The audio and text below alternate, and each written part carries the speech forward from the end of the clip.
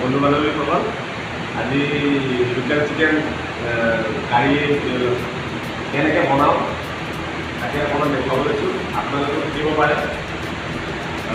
মই যিদৰে বনাওঁ বুলি আপোনালোকে ঘৰত ট্ৰাই কৰিব পাৰে। একেবাৰে মছলা কম আৰু ঘৰুৱাভাৱে যিবিলাক মছলা ব্যৱহাৰ কৰা হয় ঠিক তেনেদৰে লোকেল চিকেন আপোনালোকে বনাব পাৰিব। তেন্তে দেৰি দিয়ক, আহক আমি ভিডিঅ'টো বনোৱাৰ আগত এনেদৰে পিঁয়াজকেইটা কাটি ল'ব। এতিয়া 1 কেজি হিচাপত চিকেন আছিলেতো মই আপোনাৰ 3টা পিঁয়াজ লৈছোঁ, 3টা অনিয়ন ধুনীয়াকৈ স্লাইচ কাটি লৈছোঁ। যেনেদৰে এতিয়া মই কাটি আছোঁ ঠিক তেনেদৰে কাটিব। মানে তেতিয়া অনিয়নটো ভাল হয় আৰু মানে ভাল লাগে আৰু গ্ৰেভিটো ভাল লাগে। ঠিক তেনেদৰে বিলাহীও মই 3টা লৈছোঁ। পিঁয়াজ যেনেদৰে কাটিছোঁ তেনেদৰে বিলাহীকেইটাও মই কাটি লৈছোঁ ধুনীয়াকৈ।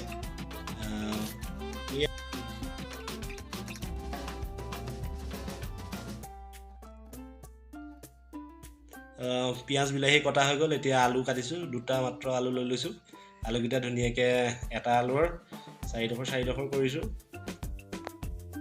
এনেকৈ সকলোখিনি ৰেডি কৰি গৰম তেলত মই দি দিলোঁ। দিয়াৰ লগে লগে মই ইয়াত তেজপাত 2-3টামান এড কৰি লৈছোঁ আৰু জ্বলা নিজৰ অনুপাতে মই জলকীয়া কেইটামান ফালি ইয়াত দি দিছোঁ, যাতে জ্বলাটো অকণমান মুখত লাগে মোৰ কাৰণে।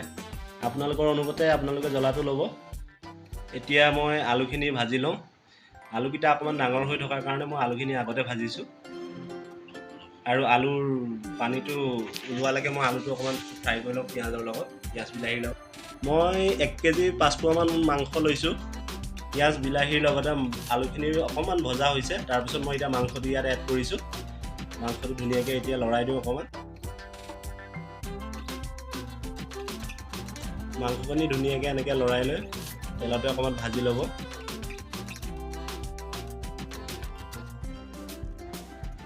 আপোনালোকে সোৱাদ অনুসৰি নিমখটো এড কৰিব।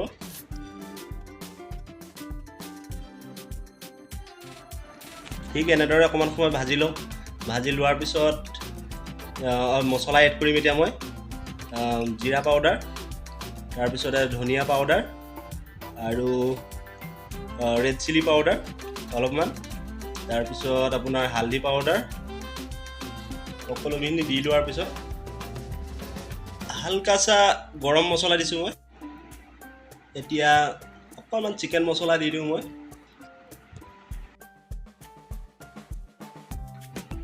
ঠিক এনেদৰে অকণমান সময় মাংসখিনি লৰাই বগৰাই অকণমান ভাজি ল'ব। ঠিক এনেদৰে মাংসখিনি অকণমান লৰাই বগৰাই ঢাকোনখন দি ঢাকি দিব 10 মিনিটৰ কাৰণে। তাৰপিছত এতিয়া আকৌ এবাৰ মাংসটো এবাৰ লৰাই দিওঁ, কাৰণ ইয়াত মই এতিয়ালৈকে পানী এড কৰা নাইকিয়া। যিটো আপোনাৰ মছলা আৰু মাংস এৰিছে সেইটো পানীতে ভাজি আছোঁ। এইটো কাৰী বনাম বুলি ভবাৰ কাৰণে অলপমান পানী এড কৰিছোঁ। অকণমান লোকেল চিকেনৰ জোল খায়ো ভাল লাগে ন, সেইবাবে অলপ পানী এড কৰিলোঁ আৰু অকণমান লৰাই দিওঁ। লৰাই দিয়াৰ পিছত ইয়াক অকণমান সময় সিজিবৰ কাৰণে মই এৰি দিম।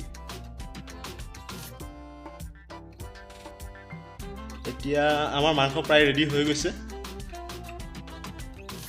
থলুৱাভাৱে ঘৰতে লোকেল চিকেন কাৰী কেনেকৈ বনাব পাৰি আৰু মোৰ খানাৰ ৰেচিপি আপোনালোকৰ সুস্বাস্থ্য ভালে ৰাখক। চ' থেংক ইউ।